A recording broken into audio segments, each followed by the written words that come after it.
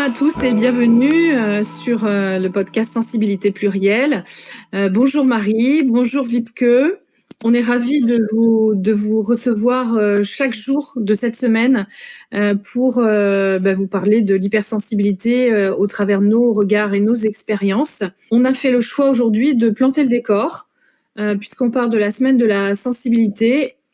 Finalement, ce que la sensibilité ou qu'est-ce que l'hypersensibilité?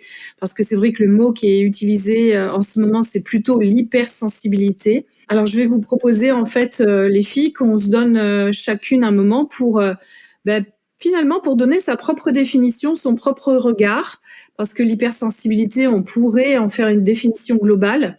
Mais comme nous sommes des êtres uniques et des individus, peut-être qu'on a des vécus et des ressentis différents. Donc pour moi, l'hypersensibilité, je visualise ça, alors comme si j'étais une éponge.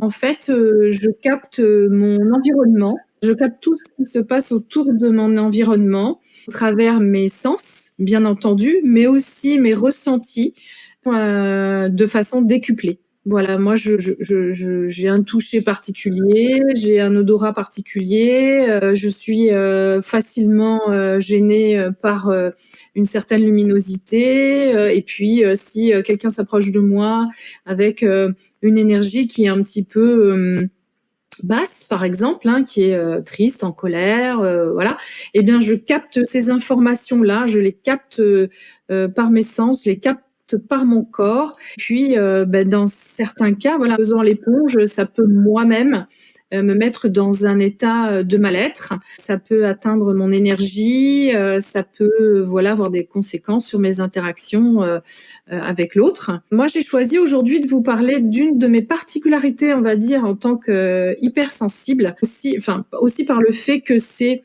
finalement quelque chose dont on parle pas si souvent, c'est pas quelque chose que j'ai croisé fréquemment sur les réseaux sociaux. Lorsque je capte une énergie qui n'est pas la mienne et qui peut être une énergie de grande joie, qui peut aussi être une énergie de tristesse, ou bien lorsque je suis dans une situation qui me met dans un inconfort que je ne vais pas forcément exprimer, au sens de sortir d'eux, donc je vais pas communiquer sur cet inconfort-là.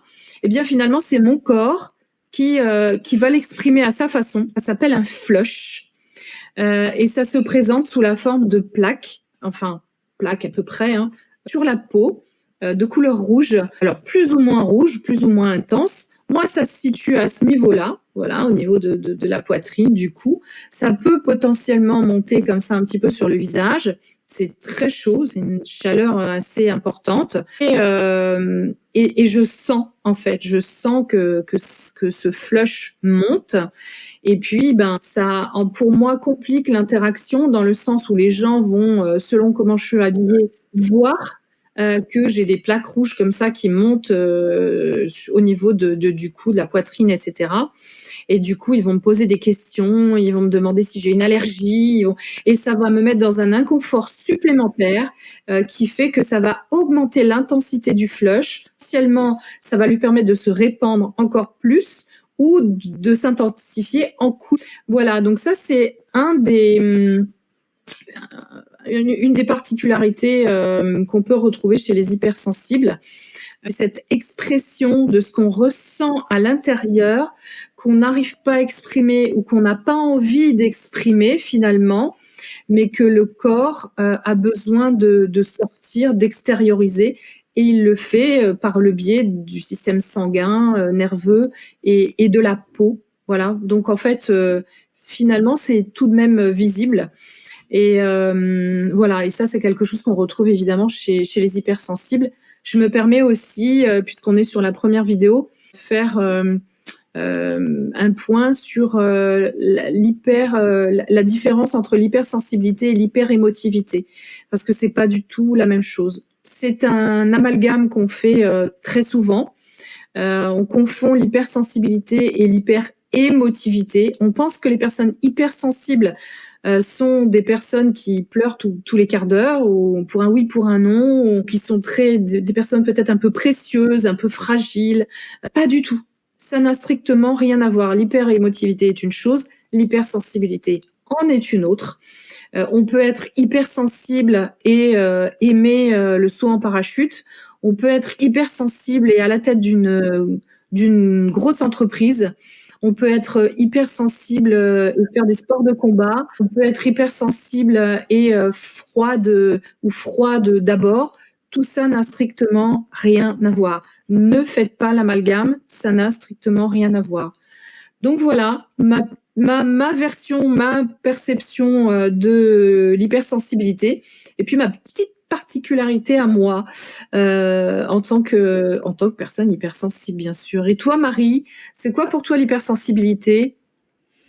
Alors, on va retrouver beaucoup de ce que tu as dit, Gwenaëlle, forcément, puisqu'il y a quand même une base qui est commune. Mais moi, je voudrais insister sur la partie sensibilité à la lumière, parce que moi, j'ai cette sensibilité à la lumière où très longtemps, du coup, j'ai les yeux qui pleurent très très facilement. Je vais être gênée dès qu'il y a une forte luminosité, mais que ce soit à l'intérieur ou à l'extérieur. Et pendant longtemps, je voulais pas porter de lunettes de soleil comme ça en extérieur parce que ça faisait un peu petite midinette ou petite starlette, et donc c'était hyper dérangeant pour moi. Et en fait, avec les années, j'ai appris à toujours avoir mes lunettes dans mon sac. Et j'ai une paire de lunettes dans la voiture, j'ai une paire de lunettes dans mon sac à main, j'ai une paire de lunettes partout parce que en fait, je suis très souvent éblouie. Et d'ailleurs, j'ai même ce phénomène où parfois la luminosité intense me fait éternuer. Enfin voilà, petit aparté.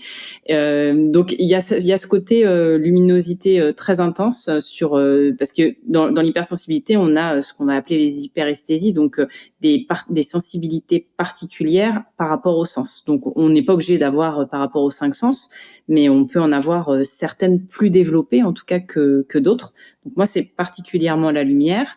Et puis par rapport à ce que tu disais sur le côté émotion, moi je suis un peu comme une cocotte minute parce que je suis une personne quand même assez calme de manière générale, en plus introvertie, en plus d'hypersensible, et donc il va y avoir cet effet un peu cocotte minute. Donc les émotions, les ressentis, je vais les ressentir très très fort, mais je vais avoir tendance à garder en moi. Mais par contre, à un moment donné, comme la cocotte minute, il faut lâcher la soupape pour que l'air s'échappe. Et donc il faut aussi réussir en se connaissant de mieux en mieux, en sachant ce qui nous fait ça va rajouter de la pression dans la cocotte minute, ou comment on va pouvoir en lâcher, qui fait aussi qu'on va pouvoir se baser un peu là-dessus.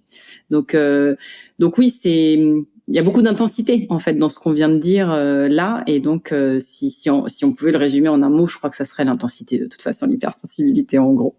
Et pour toi, Vibke? Alors justement, vous avez tous les deux évoqué les sens et donc les hyperesthésies. Donc pour moi, en fait, ça fait clairement partie d'une des façons où l'hypersensibilité va s'exprimer pour moi. Et justement, en fait, je n'avais pas de mots pour la façon d'être. Parfois, j'avais des petites remarques, mais je me suis surtout rendu compte quand ma fille était incapable à s'habiller au niveau des chaussettes ou sous-vêtements de manière générale, en fait, quand elle était toute petite. Et c'est quelque chose qui durait, parce qu'il y a pas mal d'enfants qui n'aiment pas trop s'habiller, etc. Mais ça passe. Alors que là, ça ne passait pas du tout. Et au contraire, le matin, parfois, elle se déshabillait complètement en hurlant et en se jetant par terre, et je ne comprenais pas. Et c'est comme ça que j'ai commencé en fait à faire mes propres recherches. J'ai commencé à lire des livres sur l'hypersensibilité et je me suis rendu compte que dans mon propre placard, finalement, j'ai plein de vêtements qui ont des couleurs différentes, mais ce sont les mêmes vêtements. Que généralement, quand un vêtement est très inconfortable pour moi, je ne peux pas le mettre. Il y a des vêtements, quand ils te grattent beaucoup à un endroit, ça peut te faire des plaques rouges sur la peau, sur 1 millimètre en fait, et ça peut prendre des proportions où tu te sens mal sur tout le corps. Après, chez moi, c'est beaucoup moins en fait prononcé que chez ma fille, mais moi, c'est le côté odeur et bruit. Et ce côté en fait de prendre donc les émotions de tout le monde, voire sentir la douleur en fait. Si quelqu'un d'autre éprouve de la douleur, en fait, j'ai l'impression en fait de capter tout ce qu'il émet. Ce que je ne comprenais pas avant et ce que je comprends très bien maintenant quand je fais en fait des sorties entre amis, en ville, dans des grands événements sportifs, en accompagnant les enfants, etc. C'est qu'en fait, je ressors de là fatiguée. Et en fait, je ne comprenais pas avant pourquoi j'avais ces périodes de fatigue intense, parce qu'en fait, je suis quelqu'un de très intense, qui fait beaucoup de sport avec une énergie assez importante.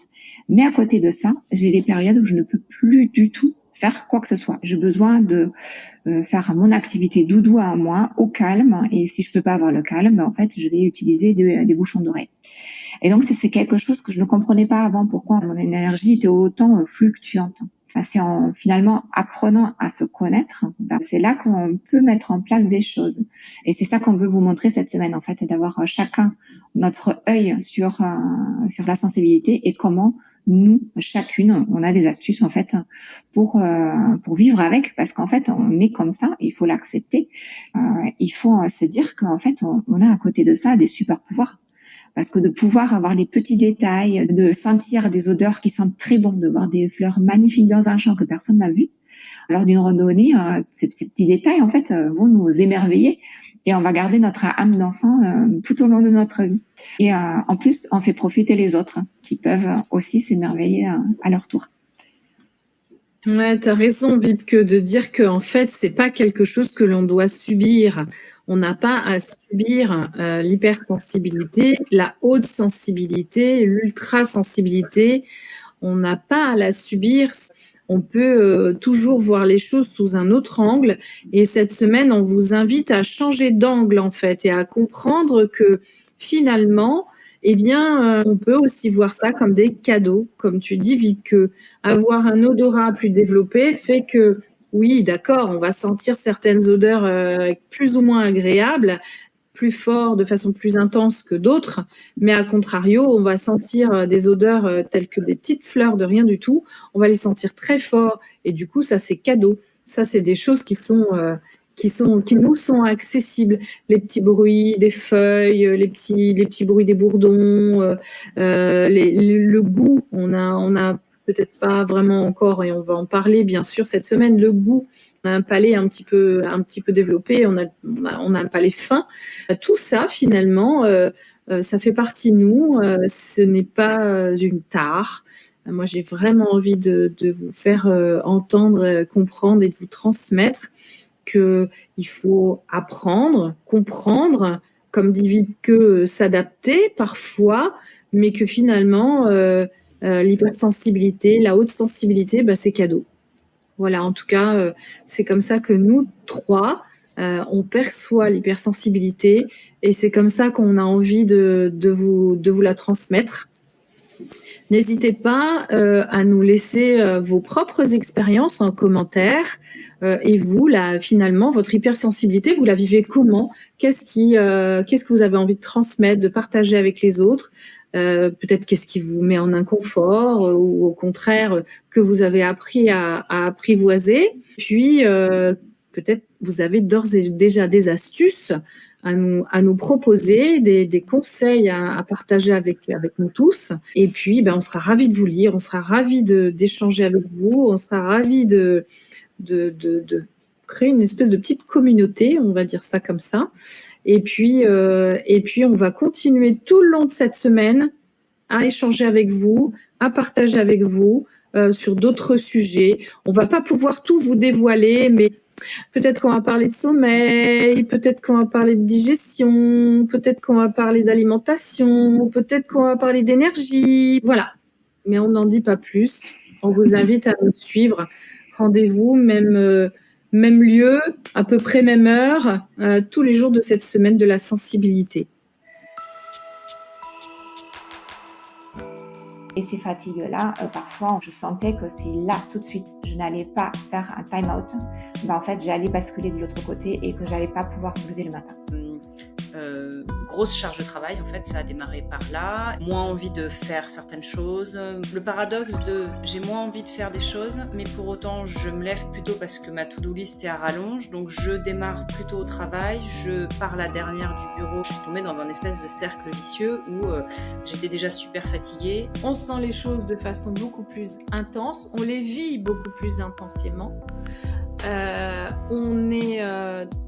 par voie de conséquence énergivore, enfin, on utilise beaucoup plus d'énergie que la moyenne. C'est justement en fait ces signes-là, en fait on apprend à les connaître et donc du coup ça veut dire qu'une fois qu'on a vécu une fatigue immense, parce qu'on est allé au-delà de ce qu'on pouvait faire, en fait on se rend compte après tout de suite, qu'est-ce que je n'ai pas respecté ?